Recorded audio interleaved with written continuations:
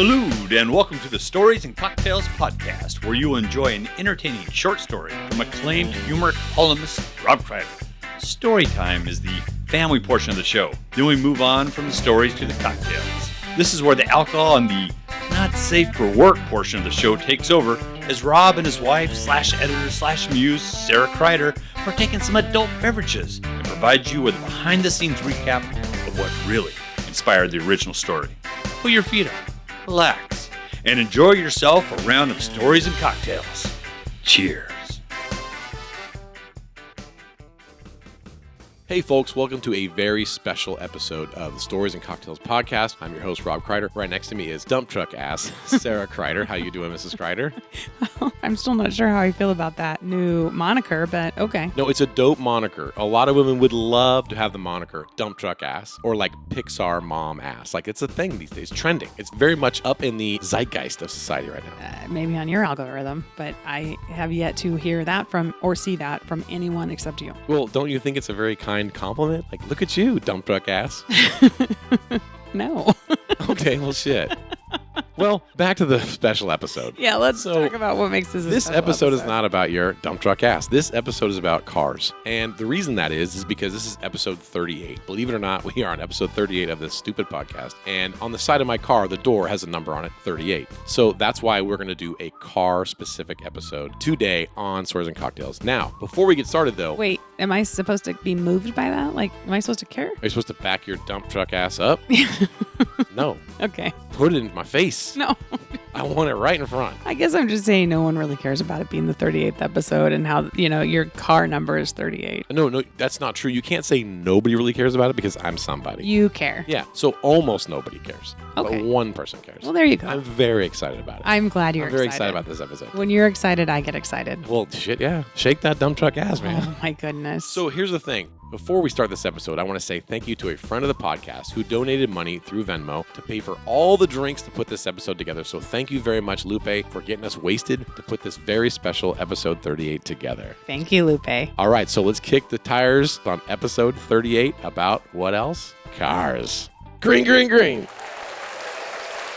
Hey, what's up, fam? A little mix-up in the format of the show today. We're going to go right into the stories and the cocktails together. What do you think about that, Mrs. Kreider? I like it. All right, we're going to do a story called The Car Movies That Changed My Life. This was published in a website called Gearheads for Life in 2017, February 20, 2017. It's not really important to list that out because this website doesn't exist anymore. Like a lot of places I write for, as soon as they hire me, they go out of business. Oh, shit. So, yeah, I guess they didn't agree with the content. Yeah, no, basically I producing. got them no real income. No one really liked my writing there, and therefore the whole website went defunct. Wow. Okay. But before that happened, this story was published, and it makes me laugh. And it's a funny one, and we still have access Now, to if someone wanted to still find the story, is that even possible, or is it gone forever? It's gone off their website because their website does not exist. But there is a blog I have called Racer Boy you can find. It's on the... I found it. Yeah, I guess it's available on the internet. That's why you tell your teenage daughter, do not take nude photos of yourself, because the shit on the internet exists forever. You know what I'm saying? I didn't mean to go dark there. I found it relatively easy. I just said, shit Rob Kreider wrote about racing. And then,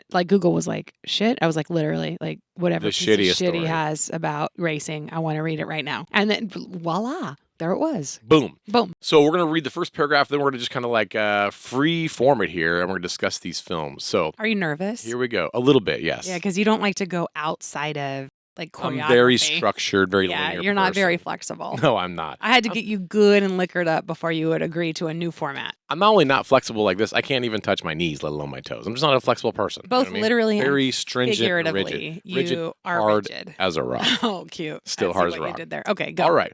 Car movies like Bullet, American Graffiti, and Gone in 60 Seconds have all become cult favorites of racers and car fanatics for decades. These movies taught us all how to drag race, how to watch out for cops, and how to meet women. Some of these movies actually taught us how to love cars. It certainly worked that way for me. I love all things automotive. I love the smell of burnt rubber, the power of gasoline, and the neck snap from huge horsepower. I've had this passion my entire life. One day, I realized that this car lust had to come from somewhere. I wasn't born with my right foot on the gas pedal. At some point, I had to have been influenced toward automotive culture. Reflecting back on my formative years, I realized there were some prominent films that I watched as a young boy that certainly influenced how I see the world. These movies helped me form what I thought was cool, what I wanted to do when I grew up, and what kind of car I wanted to drive. Here is a list of some impactful car movies and how they made me the person I am today. What do you think about that, Mrs. Kreider? Well, let's see. Before we get going here, Mrs. Kreider, we are in Newport Beach, California, one of our favorite places in the world, here in RV Tiki. We got our rescue dog back because Yes, we gave him away. We did. We gave him to Addie. Yeah. And then we said,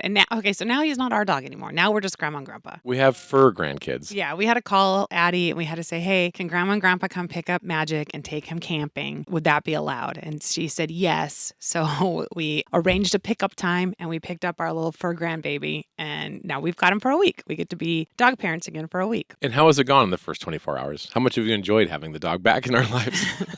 Well, I had to wipe his ass yesterday. That was new. Yeah. You actually went to a bathroom, got toilet paper, and wiped your dog's ass. Yeah, I never had to do that. But I don't know. I'm going to blame her and something she's feeding him. It must be a dietary issue. Exactly. I mean, when he was my dog, he just had a clean snap. Yeah, kind of like you said, neck snapping. You know, he had just a clean, like, rectum snap. You know, it just like, boom, like poop was out and we're on our way. No residual. Right. Yesterday, we took him for a walk and there was a lot of residual on that ass. So, yeah. Kind of hanging down, falling away. I had to wipe it. So that was a new one for me. And then sleeping with the dog again, that took a little bit of adjustment. I forgot that he likes to go over the covers, under the covers, in between your legs, in the small of your back. Like, I forgot all about Well, that. the problem is that because the dog was sleeping with you, I was sleeping up at the top above the cab, which means that I wasn't able to get in between your legs. You know what I'm saying? He was in between your legs. So I was like, fuck him. You know what I'm saying? The dog's a big problem for me. What I wish is I could just have like one night where people just stay away from in between my legs. Just give me some fucking peace and quiet. Not possible. You know what I'm saying? Not available. Yeah. Okay. So let's go back to the movies that shaped you. Oh, yeah. Well, what are we drinking here first? We'll get into this movie shit because I'm drinking. We already had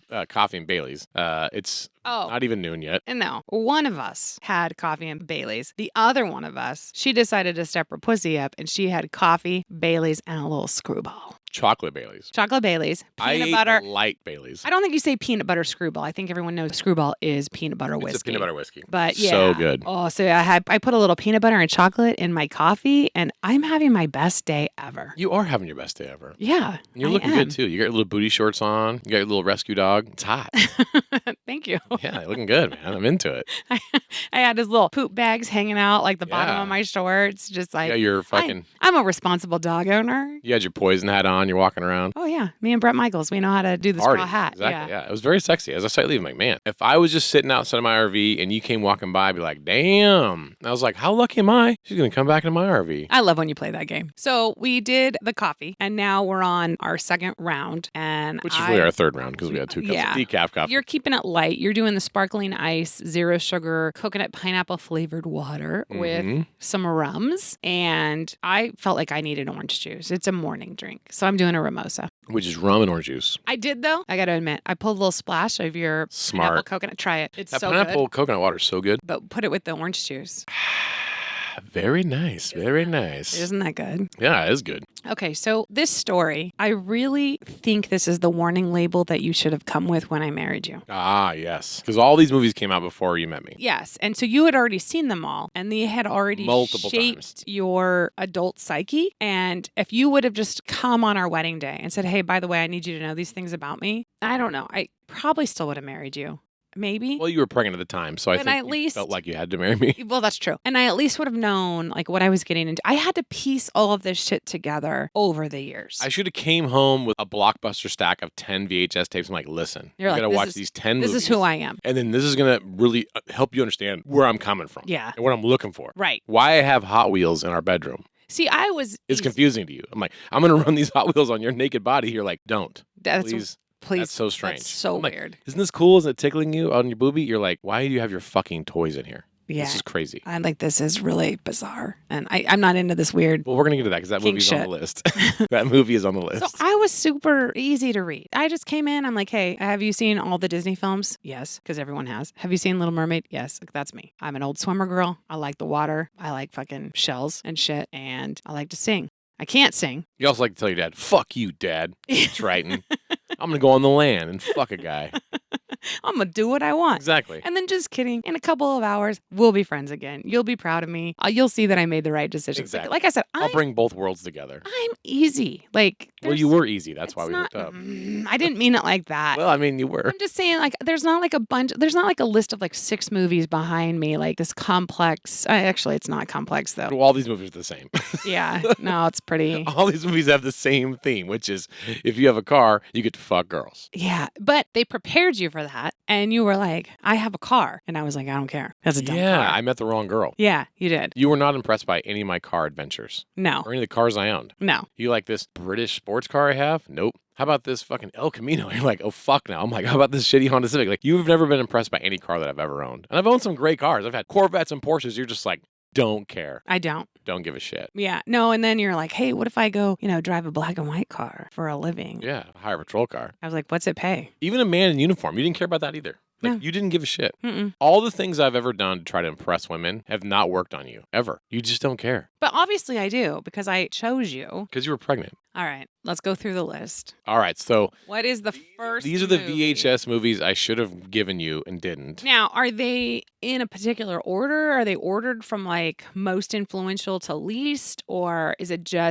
alphabetical? Or is it just random order? They're all of equal importance in molding you as an adult. Let me get nerdy about this. Because this was a blog instead of a newspaper, I got to actually like use the movie poster and photos of the toys that I had and like pictures of some of the women in the show and the cars. Like it was very interactive. So there's no I'm order seeing to that. it. There's Yeah. a super cute picture of you and your brother right here. Yes, there is. Yes. Yeah, I think Randy, your brother, he's, I don't know, maybe 4, which would make you like about 9. Look It at would be you. nice. Yeah. I'm wearing a Cannonball Run t-shirt. Your little t-shirt's all tucked in. You're wearing a belt. I didn't think you knew how to do that. Well, this is our first film on the list. Cannonball Run. Your mommy must have dressed you because you don't know how to tuck in a shirt. Cannonball Run, released 1981. The best line from the film is, "Where are the hookers at?" That's the best line from the film. Now, I'm going to talk about some of the things about it. You're going to get into the social irresponsibility of each film. And now that you say this is a blog, I'm getting it. I wasn't a blogger and I didn't really read a lot of blogs, but I guess I'm familiar with it enough to recognize the format. What you did is you put the movie, you put the best line, which you already read. The movie poster. Then you put the best scene, and then what I like here is you put social irresponsibility. Now, that's the Rob Kreider humor.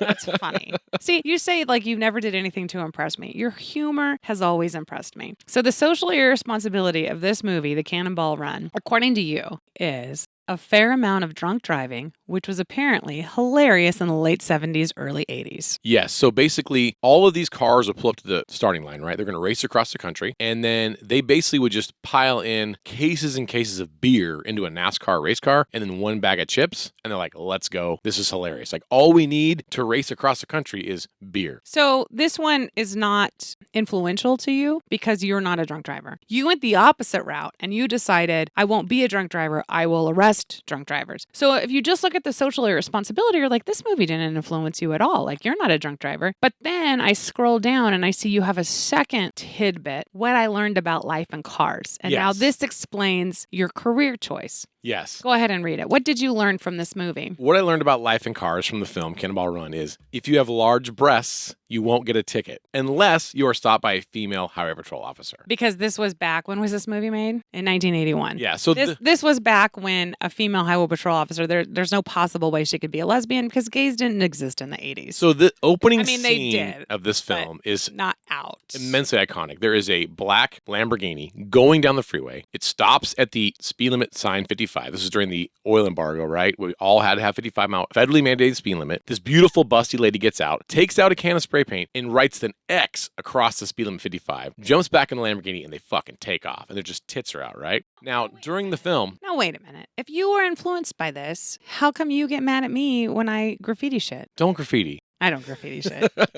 But I mean, according to this, it would seem like you would think me getting out and graffiti and shit would be very sexy. And I've found that if I try to commit any types of crimes, You're bad at committing crime. you find that it's not You're sexy. terrible You at just it. get really mad at me. And I know. I don't even know why I'm going down this path because I don't even try. I don't even do it. I would never graffiti anything. Even a speed limit sign. Well, especially not a speed limit sign. Like, our taxpayer dollars pay for those. You know what I'm saying? Like, I'm not going to graffiti a legal sign that is Right. there there to keep us safe. Yeah, and, good gas mileage at 55 So miles do you an hour. even think I'm sexy? 100%. But I don't graffiti. But you did get breast implants, which is what's next. So the entire portion of this film, these women get pulled over by the Highway Patrol. And when they do, they unzip their shirt, they put their breasts out, and the Highway Patrol lets them go. But then, at the end of the movie, they're thwarted because she goes, oh, we're getting stopped again. I got this one. She unzips her top, and then up comes a busty Highway Patrol lady with her breasts out. Oh. And she goes, honey, What a twist. that doesn't work on me. I'm going to need your license and registration. And I was like, that's dope. That is a good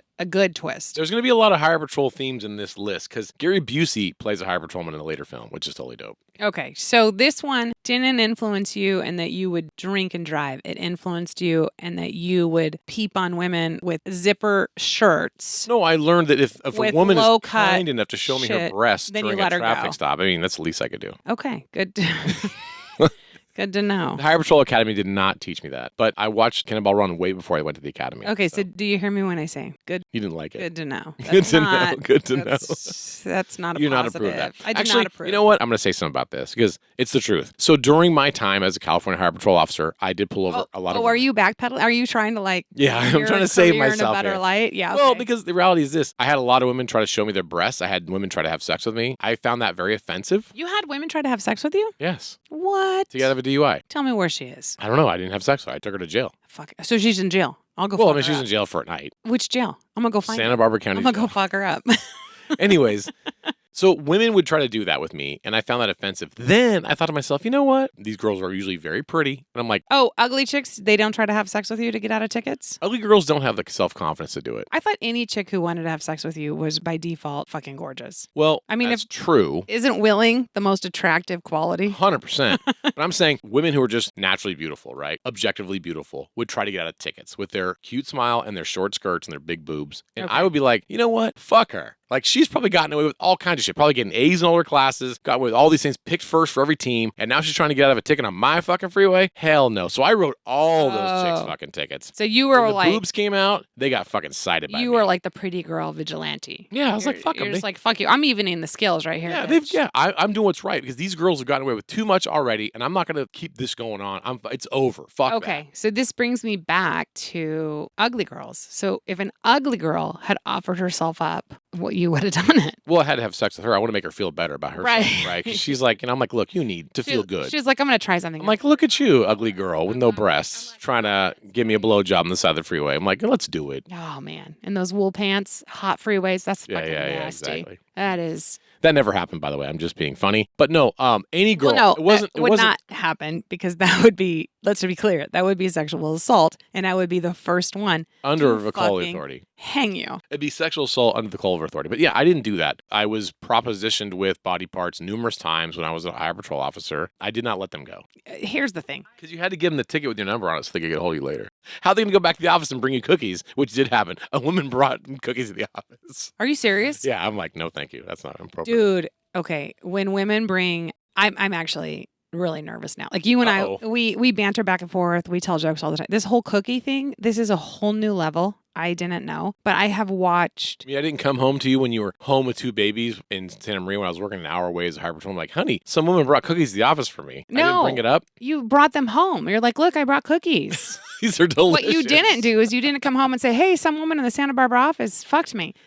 Here's the thing. Lieutenant Severide in Chicago Fire, I've watched season after season after season of Chicago Fire. And he saves a woman from a fire. She brings him cookies and then he fucks her. Well, So, it's a thank you and a I thank you know back. cookies. It's a clapback. Yeah. No, I mean, The least you could do after all the baking, you know. when you fell down on your bike here In Newport Beach. Beach, and Newport's finest had to come and save you on the bike trail and take you over to Hoag Hospital, I went back to the beach rental and I baked up a batch of cookies and took them to the firehouse. You brought some yeast over to the firehouse.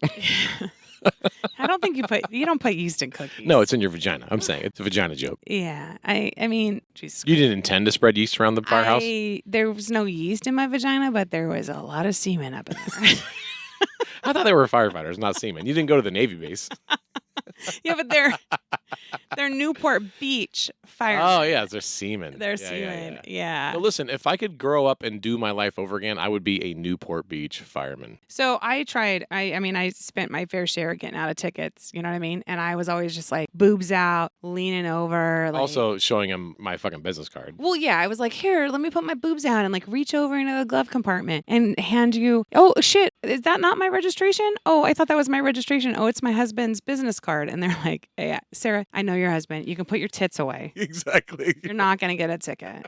Sarah, we partied together last night. Why are you showing me your tits? She's like, I don't know. I thought maybe you pulled me over because you had a good time last night. You're not even guilty of an infraction. I didn't even pull you. I just pulled you. I thought it would be funny. Just say hi. Yeah, he's like, you sent me home with some fucking casserole and a Tupperware. I got the Tupperware. I Got cleaned the wrong message. I'm giving it back to you. I'm like, oh, I didn't know it was you back there. Any black and white, I just get ready. Yeah, just tits are out. Oh, this is terrible. This is absolutely. Well, this is how we lived our lives. terrible podcasting. All right, so let's go to the next movie. Okay, yeah. I think you're gonna like this one. So Fuck the next Cannonball movie, Run. Grease. This came out in 1978. The best line is this: "The rules are there ain't no rules." This one blew my mind because Grease is one of my favorites. Yes. So to read your perception of Grease, like to read the message that you got from Grease compared to the message I got from Grease, it just It's very confusing. yeah. Because you're like, I've seen this movie 75 times. I'm like, I've seen it 76 times, and this is what I got. So what was the social irresponsibility from this film? So, according to you, it's okay to steal car parts to build your hot rod as long as your intention is to swoon high school girls into having premarital unprotected sex. That's accurate. That's what's in the movie. Well, I didn't see that. For me, seeing it at like 7 or 8 years old, I was just super excited to go to high school and sing everything. Like, And Danny everyone Zuko would be there. is going to sing. And so I was super excited about that. I was super excited to just wear his shiny pink windbreaker jacket. Pink Lady. For me, the movie was just, it was about being glamorous. It wasn't even about boys. Like, I didn't even care about that. I just really wanted to be The glamorous. whole movie's about sex. I wanted to go to a sleepover and get my ears pierced, or maybe not pierced because maybe I would chicken out and it would hurt. And then we would sing. It was all about singing. And sleepovers, slumber parties. There is this aspect of this movie, and I think anyone in our generation will say the same thing. We watch the movie as children, and you watch the movie again as an adult, With your daughter. and you're like, you go, oh my God. holy shit. Even the people who have made this movie have said openly, when they actually put it on TV, they were surprised. Everyone loved this movie so much, even the censors let stuff go through. Even the TV version of Grease had so many fucking jokes inappropriate. But did they expect it to be a kid's movie? Well, everybody showed it to their daughters It was. as fast as they could. It was a kid's movie. We watched it over and over and It over is again. not a kid's movie. It's all about sex and inappropriate shit. The thing that I watched it as an adult, and I was like, oh. So in the drive-in, when Kanicki's condom broke, I Yes. watched that as a kid with my very bestest friend. She lived across the street, Melissa, and we just watched it over and over and over again. And we were just both raised by both of our moms. So at any given time, we had mom advice coming from us from either. And So Grease on 24 we hours. just happened to be watching Grease at Melissa's house, and Kanicki's condom breaks, and we say to Melissa's mom, "What broke?" And she tells us she doesn't skip a fucking beat, dude. She's like, I mean, most impressive mom moment ever. She's like, Rizzo's necklace. He was a pearl necklace. gonna, oh, stop it. She said he was gonna give her a necklace to be like his girlfriend, and then the necklace it broke in his pocket, and now she doesn't have the necklace, and now she's upset. And I was like, yeah, that no, seems reasonable. that I'd want that necklace. totally checks Yeah, out. it's on brand. I was this many years old. I mean, I was watching it with Addie, and I was like, what the fuck? Ain't nobody got pregnant with a necklace breaking. Like, that was a condom. And I was blown away and so impressed with Melissa's mom. Yeah, you got to give props to Melissa's mom. That was very, very quick thinking, dude. Oh, yeah. She was ready for that. Anyways, a whole new generation of moms out there. You want to show your kids Grease, which you should. Duh. Despite the social And show your irresponsibility son's Grease. of teaching that it's okay to steal car parts as long as your intention is to have sex with high school girls. Despite all that, you should still show it to them. And parent hack, it's a necklace. So here's what I learned about cars from the film Grease. If you find a junky car and you fix it up, win a race, then you get the girl. You get the girl every single time. Not only do you get the girl, you get fucking Olivia Newton-John. You know what I'm saying? And she goes from being like this virginal kind of, oh, I don't know what to do. She throws on the black, sexy fucking pants and dances, smokes a cigarette, and you fucking fly off to the badass car that you made in auto shop. You Yeah, know- the Grease Lightning. Even as an 8-year-old, I knew a flying car, that's pretty cheesy. It's one of the worst moments in movies. I mean, it was a great, huge It was a very strange ending dance because scene. the and movie it was a very great grounded, song. and then suddenly they're flying in a car. Pun intended. Grounded. Yeah. Until it wasn't. Until it wasn't grounded. Until grease lightning flies to the sky. Yeah, no, that was a very, very weird ending. All right, next film on this list, Smokey and the Bandit, released 1977. We're back to Burt Reynolds again, who was also in Cannonball Run. Best line in the film from Buford T. Justice, another high patrolman. He says, "There's no way you came from my loins. As soon as I get home, first thing I'm going to do is punch your mama in the mouth." Wow, that's horrible. Well, he says much more racist things, but I just went with the sexist stuff. Okay. Yeah, no, these are good movies for you to have grown up on. Yes. I never saw this one. What? Yeah, no, haven't seen this one. Haven't seen, what was the other? Cannonball Run. I haven't seen that one. Shame on you. How can you be my fucking wife? The How can you be my fucking wife? You haven't seen these movies. Well, how can you be such a Burt Reynolds fan and you can't grow a mustache? Well, that comes up in this column, the mustache issue. That you can't grow one? Cannot grow one. Yeah, so it's a good thing that I didn't grow up like all influenced, like a real man has a mustache. And a black Trans Am. I wouldn't be with you. You have neither. I do not have a black Trans Am. I do not have a mustache. All right, so the social irresponsibility from this film, and I really don't have any kind of commentary because I haven't seen this movie. Running from the police, destroying public property, and crashing cars is great family fun. It is, yes. Well, I would say that we've never had family fun like that. Well, our kids have watched this film. Made my kids watch all these fucking movies. Oh, yeah, no, we'll get to that. So what I learned about life in cars, you need a fast car. It has to have a CB radio in it. I also learned if you pick up a hitchhiking girl and drive like a total maniac from the cops, chances are 100% you will get laid. And not only get laid, you'll get laid by Sally Field. Have you tested that? Yes. Every time I put you in a car, I drive like a fucking dick. You angry, yelling, and then I'm on like a 3-day cool-off period. So it doesn't work. It doesn't work out. Yeah, no. I've tried so many times. These movies gave me such the wrong idea. Like, get a girl in the car, drive like a fucking dick, makes her wet, and then she fucks.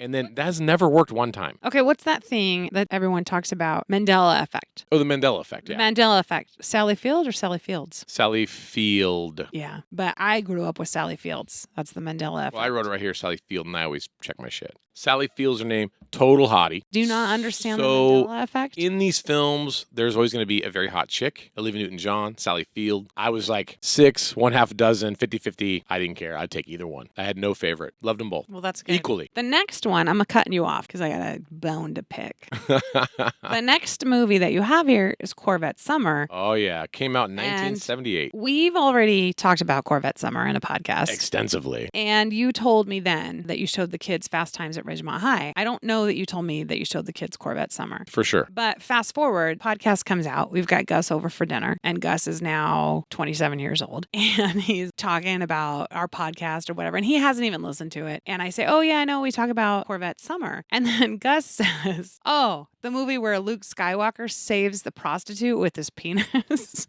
And I'm like, it is accurate. what? That's a different This is why you need to see these films, because I'm showing them to your kids. No, he got a different message than you did. Your message was like... Well, I have it listed right here. Okay, what'd you learn? What I learned about life in cars from Corvette Summer was, if you take a high school auto shop class, you can build anything. Oh, and hookers will give you one on the house if you're having a bad day, and someone steals your car, which is actually just the school's car. So I guess this kind of shows the difference between where you and Gus are in your psyche, because you were like, I'm going to get one on the house. And Gus was like, I'm going to save everyone. Including hookers. Now, with my penis, because he's still a boy. But he came from more of a, I'm going to save people viewpoint, where you came from more of a, what can I get? Yeah, if I win this race, do I get to viewpoint. fuck the girls? Yeah. But I was pretty horrified sitting there having dinner with my 27-year-old. And he's like, yeah, I know, I saw that movie. And I'm kind of like, how old were you when you saw that movie? And he's like, I don't know, old enough to think that Mark Hamill is not a real human named Mark Hamill, but is an actual Luke Skywalker. Yeah. Well, you show your kid Star Wars, which came out in 77. Then you show your kid Corvette Summer after 78. The best line from the film is, this came from the prostitute, because she's been running around California trying to help him find his car. It was stolen. Then she finds out, this is the line, it's not even your car. It's the school's car. So fucking funny. This is a social irresponsibility. When you were down on your luck, a prostitute will help you solve all of your problems. Yeah, for sure. So that's what you've been telling me all along. I'm going to have to watch it for myself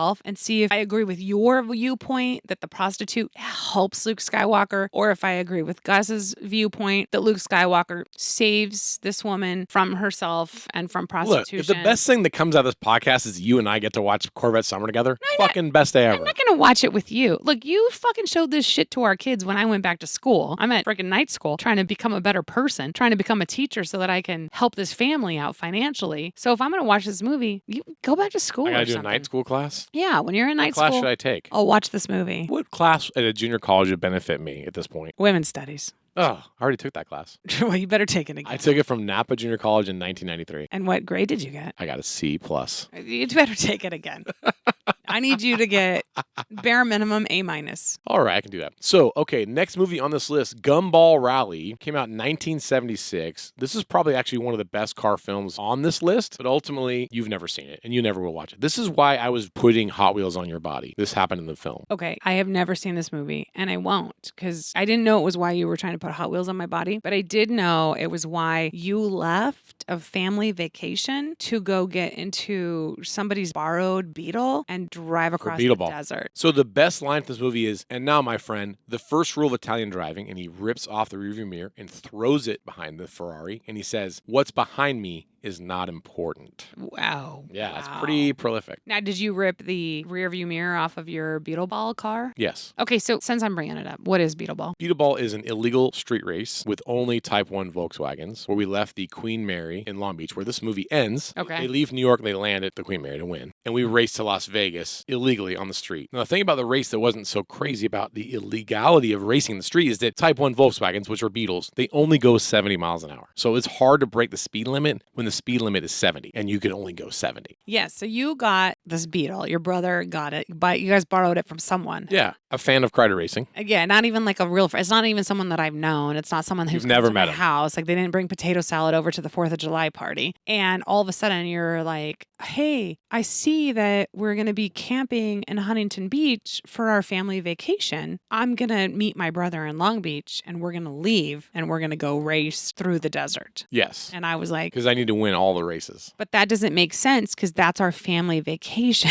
Like, how are we going to be having a family vacation if you leave? If you leave, it's just a single mom and her 2 kids vacation. But you understand, I watched Gumball Rally and I knew that if I win this race, I get a trophy. Which, by the record, I have that fucking trophy in the trophy case still. So you left. I finished the camping trip alone. And then my brother was living down in Newport. So I went from Huntington to Newport to my brother's house. And then I sat on his patio, which overlooked the ocean. It was such a beautiful patio. Like, if you're going to start crying in front of your siblings, I just hope that it's on a beautiful patio overlooking the ocean. The dolphins were swimming by, and I just started crying that you left your family for what year was this Beetle? 69 Beetle. For a 1969 ugly, they had like half Baha'd it. It was a Baja Beetle, yeah. Yeah, it was ugly. It was a desert race. Anyways, you had left your family for that. And I was just crying. I was like, my marriage is over. I'll never get over it. I hate him. And my brother was like, would you like some more syrup on your French toast? And I was like, well, yeah,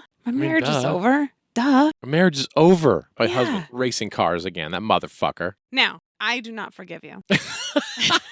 It worked out. Well, that's what I was going to say. We're still together, and I have the No. trophy. I was going to say. It worked out. So then there was, I can't remember all the details. It's like really foggy. When your marriage is ending, your emotional state is such that you don't really like retain the memories. Right. But there was some kind of contest online, Shell Oil. Yeah. And everyone could vote on the best car, the best use of Shell Oil, or yeah, what was so it was an online contest, like show a picture of your car. Okay. And then people on the internet voted that they liked it the best, and we won. So what year was this, you think? 2010, for sure. 2010. Now, even though my marriage is ending, you're like, yeah, but if everyone votes for my car, then we can get $1,200 in gift cards from We get Shell. free gas for a year, which they decided was about $1,500 or $1,200. $1,200, yeah. So even though I hate you and I hate that car, and I'm just like, this is all over, I'm still like, yeah, but when we get divorced, I'll get half of the You'll get prize. $600 of the fucking Shell gas cards. Exactly. So I just promoted the shit out. I'm like, vote for this, vote for this, vote for this. So we had everyone we know And we won. voting for that. And we got $1,200 in We got fucking Shell gas cards. $1,200 in Shell gift cards. So that year for Christmas, because we were so broke. And the motorhome tires blew up. So Yes. the motorhome needed new tires. So the first thing that we did is we found a Shell that was attached to a tire shop. Yep. And we took the motorhome and we spent about $600 of our Shell oil gift cards and got new tires for the motorhome. Genius plan. And then it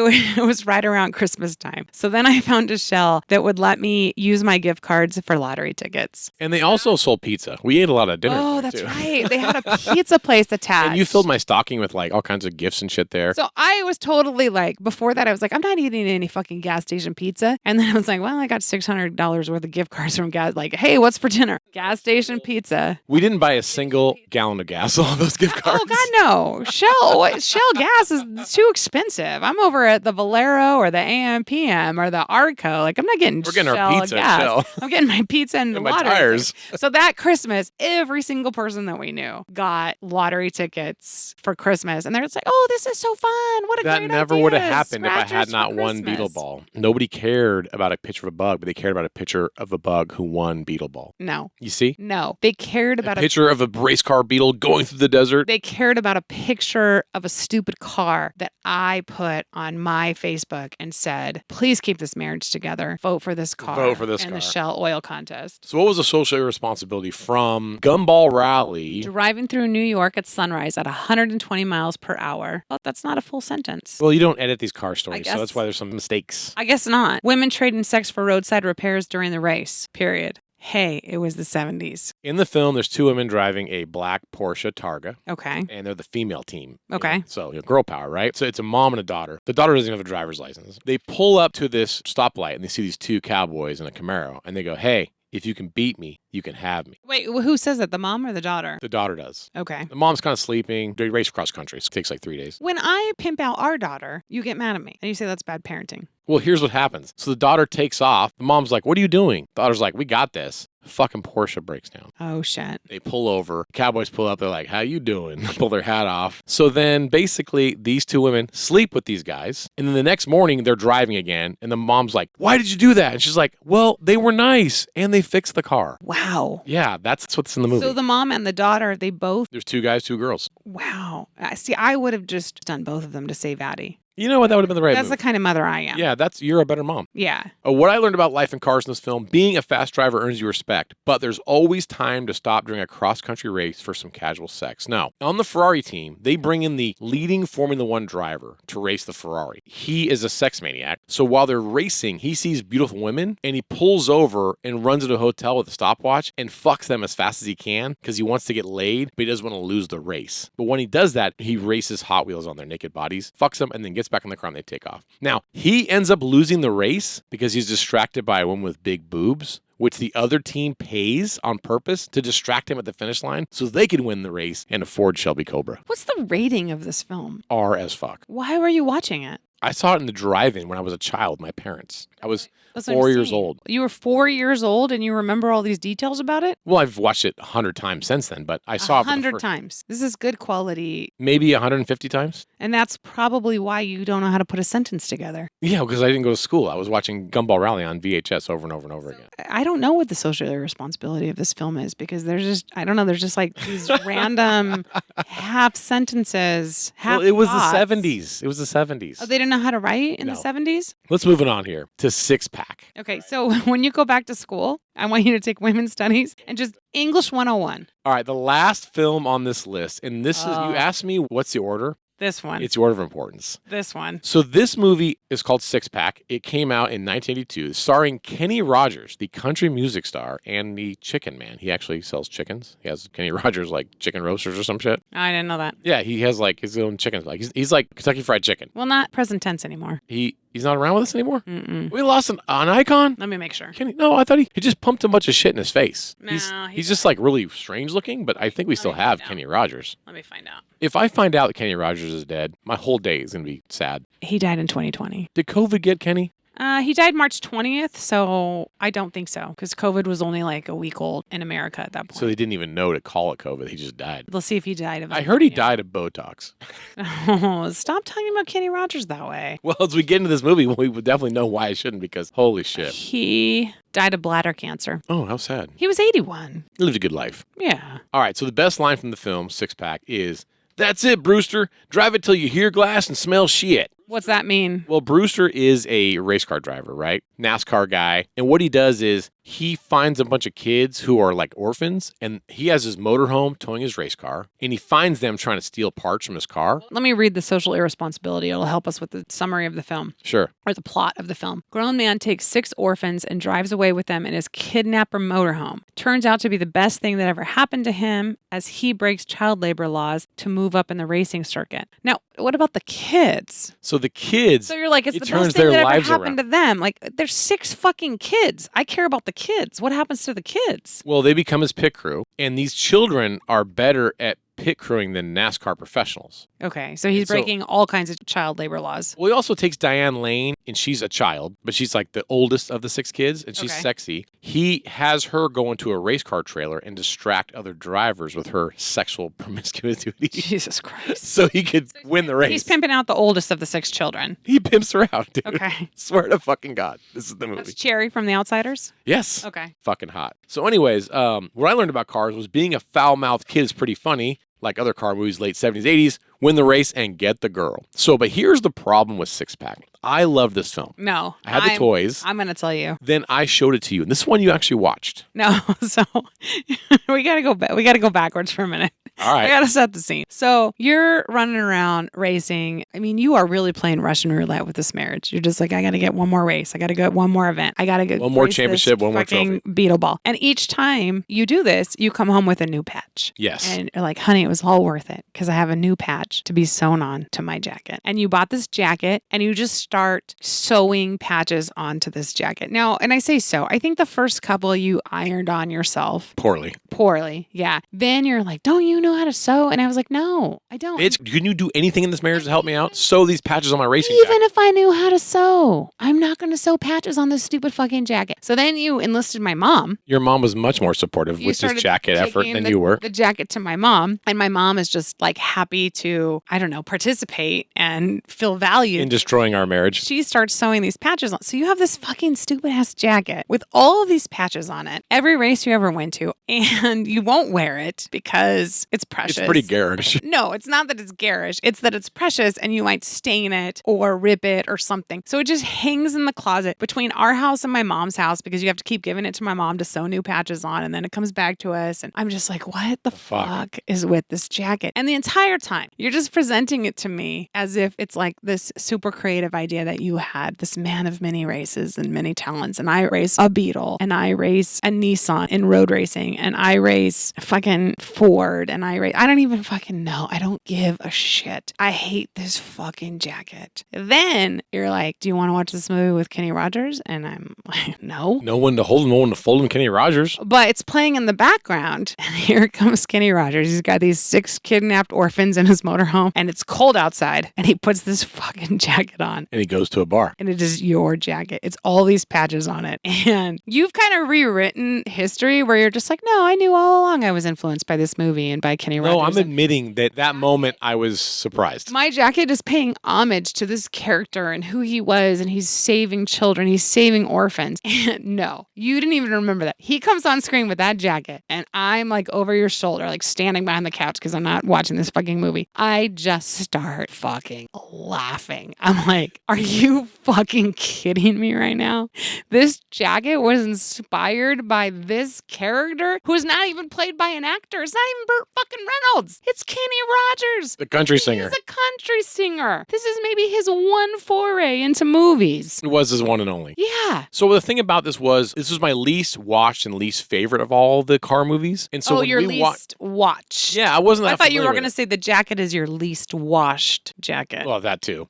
But the thing is that I didn't remember this movie as much as I remember the other one. So when we watched it together and this whole jacket scene comes up, he goes to the bar, he's wearing his jacket, he's having a drink, he's trying to get the girl. I was myself taken aback. I was like, oh, fuck. Has my whole life been on a trajectory because of Kenny fucking Rogers? Yes. And I was embarrassed. I was like, there were so many other things like the motorhome, the trailer, all this shit. I was like, dude, I'm living this life. I'm driving my motorhome, pulling my race car around. I'm literally living the Kenny Rogers 6-pack So where life, are Brewster the life. 6 orphans? Why haven't we saved 6 orphans? But I have. You've seen me grab this like bunch of crew members or like kind of misfit toys, kind of broken people that kind of needed a place to be, and those were my little orphans on the racing. You always like, these fucking crew members are so fucking weird and fucked up. I'm like, yeah, these are my little orphans.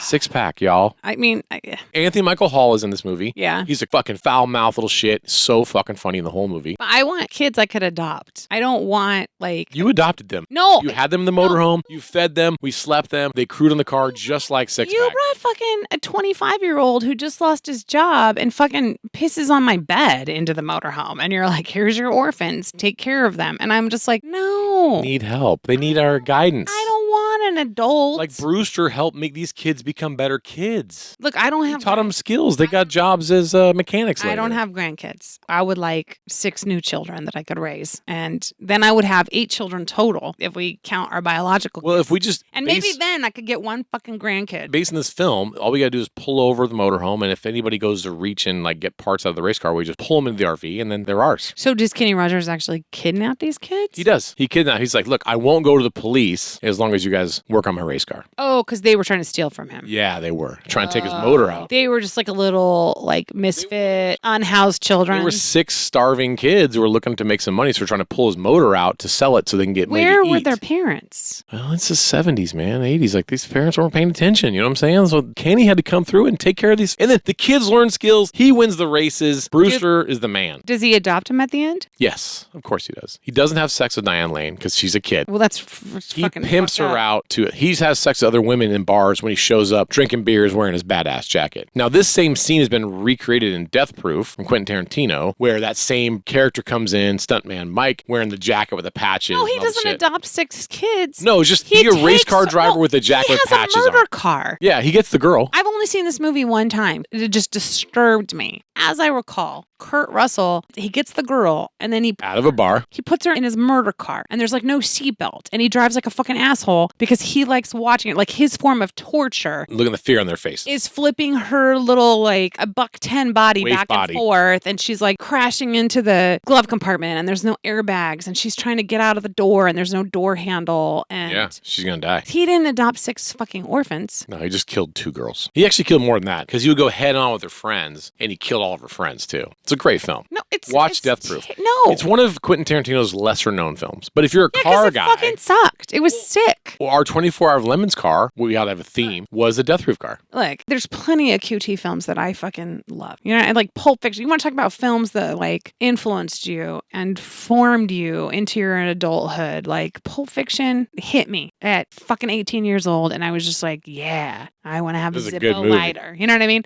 I want to. You want to do heroin? No, I guess the only thing I came out of there with is that I wanted to have a Zippo lighter. And say fuck a lot. And say fuck a lot. Yeah. And then I didn't get a Zippo lighter because why? I didn't smoke. I guess I got nothing from that film other than I curse a lot. And Uma Thurman was rad in that movie. I love Quentin Tarantino. You don't support Death Proof. No, that movie was terrible. But let's get back on the track here. Six Pack, the film. I was embarrassed by how much influenced my life because I didn't know that it did. I was unaware of it. And then when I saw it with you and you're quick to point it out, you're like, oh my fucking God, you're a douchebag. Yeah. All this racing stuff is so fucking lame. You're trying to be country western, chicken selling Kenny. I'm like, whoa, fuck. But I had to admit right away, I'm like, of all these films we've listed, I'm more like Kenny Rogers than I am like Luke Skywalker or fucking Burt Reynolds because I can't grow a mustache, for one. Yeah, for one. And you don't have a lightsaber. No. For 2. But I did buy a Corvette because of Corvette Summer. I don't know what year we brought that fucking movie home and I watched it. Because throughout the years, you've accumulated, you've kind of collected. You're like, in addition to collecting cars and collecting trophies, I would also like to collect car-themed movies. Yes, I have a dope DVD collection of car movies. I don't know what year Six Pack came in, but I know throughout the years, racing has been a point of contention within our marriage. What? And, you know, you running off during our family vacation and going to race Becoming in the a champion? desert and whatever. Anyways, so yes, anytime I had the opportunity to point out, like, it was so How very, fucking lame you are. very toxic. Yeah, like, just that's my revenge. Like, fuck you, you're racing again on Mother's Day? Well, you're a fucking douchebag, Kenny Rogers, you fucking stupid jacket. Like, it was very ugly. We threw a lot of stones. I didn't throw any stones. You threw stones. I just raced cars. Yeah, you just raced away in a car as I threw fucking stones at it. Yeah, exactly. Yeah. Luckily, those cars are very fast. Most of those stones missed. But when I did sit at home watching Six Pack, that stone landed right in the crotch. That hit. I've noticed that as of late, you don't bring that jacket out too much. And when was the last time you asked my mom to sew a new patch onto it? I got one I need to add to that. Oh, you do? Yeah. I need to get a Porsche patch on there. I'll let my mom know. Every once in a while, I'll bring that jacket out. Like, I think I picked up a trophy for winning a regional championship, and I wore the jacket to the ceremony. It's kind of cool. I'm an accomplished man. In like an 80s movies, Kenny Rogers kind of way. Yeah, but now I just own it. I'm like, yeah, man, Kenny fucking Rogers, dude. I bet you that movie's not even fucking streaming. No, I have the DVD copy. If anyone wants to watch, you got to come to my house and bring a DVD player, because I don't even have one, and we can watch it. It's so good. All right. Listen, all I want to do from this episode is I just want to go home and watch all these movies in order with you. They're all so good, and they hold up. No, They hold up because they're so irresponsible. Drinking and driving, pimping out girls, unprotected sex with high school kids, like fucking stealing kids. Like, it's just, all of it's wrong. I'm not going to watch any of these movies with you. They're so good. Even if you go to school, I'm not going to watch these movies. I'm just going to pretend like now I'm supposed to take women's studies and grammar. English. And Yeah. English 101. English 101. Yeah. Just learn where a comma goes, learn how to That's put a true. fucking sentence together. That's true. Yeah. Okay. Well, I accept that criticism. But you know what? That jacket is dope as fuck. You got to shed all everything that you learn from these movies. When you look back with 2024 eyes, it's all fucking bad, dude. All right, so we'll wrap it up here. I want to say one more thing. One of the actors I didn't mention in one of these films is from Gumball Rally. Gary Busey is in Gumball Rally. He's just crazy as fuck, because he's a crazy person anyways. Oh, yeah. He's unhinged in this movie. He's a racer in a Camaro. And then later, he becomes a highway patrol officer in Fear and Loathing in Las Vegas, a book from Hunter S. Thompson, one of my favorite authors, and then film with Johnny Depp. It's a great film. But Gary Busey becomes a totally fucking unhinged gay California Highway Patrol officer. So I've always been influenced by Gary Busey, also in Lethal Weapon. So not just Kenny Rogers, but Gary Busey as well. I became a California Highway Patrol officer and wrote tickets to people who race on the street, which is very ironic since all I ever did was want to go racing on the street. You know what I'm saying? Cool story, bro. But Fear and Loathing in Las Vegas came out after you were a highway patrolman. But Gary Busey wasn't in the book. Did Hunter, I haven't read it. Did Hunter S. Thompson, when he wrote the book, he's like, imagine Gary Busey as a highway patrolman pulling up. Anyone who read the book had Gary Busey in their mind. Oh, they did? Yeah. You're just taking acid. You're like, it's Gary Busey. It's Gary Busey. Highway patrolman. Okay. I get it. So Gary Busey. Bats flying also, everywhere, fucking taking LSD. It's crazy, man. Call your lawyer. I need guns and money. Gary Busey's best role. Gary Busey's best role? Utah. Give me 2. 100%, dude. Yeah. Fucking Point Break. Yeah. Without a doubt. Of He fucking course. dies in the end. You So know. sad. So sad. So sad, dude. So sad. Utah, give me 2. Utah, give me 2. That's what it was. All right, so thank you for going on this memory lane of great car films. I suggest everyone go home and try to find these on the internet somewhere. No, I suggest no They're one all see so these. good. No, they're terrible. Corvette Summer. Don't leave it away. Give it a shot. That's the only one I'm going to watch, and I'm not watching it for you. I'm watching it as a context. parent for context so that I can be closer with my own children. Because when I was running off trying to get a fucking degree and make something of myself, Exactly. you are showing. You're like, hey, look at your mommy. She's trying to be a smart woman. Let me Look at this show lady over here you in a van. a She's film a prostitute. to just completely break down what she's trying to do and the role model that she's trying to be and just show you what women really can achieve. And everybody give Grease a watch again. A woman Unedited can version. only be a saved prostitute if Luke Skywalker saves her with his dick. You'll be very surprised at how crazy Grease is. Unedited version of Grease. It's fucking bonkers. I love Grease. So good. So good. Man. You want to be a pink lady? I do. Let's raise a glass and let's go enjoy some Newport Beach, pink lady, Heck and have yeah. a good time. Heck And then later, yeah. maybe we'll have some unprotected sex. Maybe you'll break a necklace. Cheers. Are you going to buy me a necklace? Cheers. Maybe a pearl necklace. No, stop with that pearl. Stop that pearl. No one wants to hear that No shit. one wants to fucking It's so hear that disgusting. shit. We got to redo this. Cheers. Just put it on my tits. Don't put it on my neck. We got to redo it again. Do it again. You Cheers. Cheers. She's such a sexist Jeez. motherfucker. God. Just put it up in there. You know what? I'm so close to my brother's old patio. I don't know who's living there now, but I'm going to go there and cry. This marriage is over. It's fucking over. Peace in the Middle East. And that was Last Call. You did it. You survived an episode of Stories and Cocktails. But did Rob or Sarah's liver survive the show? I don't know. Tune into the next episode to find out, to enjoy some more stories and some more cocktails. By the way, if you want to support the debauchery of the show, then buy the host their next round by Venmoing a couple of gold doubloons at Stories and Cocktails. Back in the day, a gold doubloon was only $4 Spanish. Who knew? Well, folks, I'll be right here behind the bar, cleaning the glassware and awaiting your return to the Stories and Cocktails podcast. Cheerio, friends.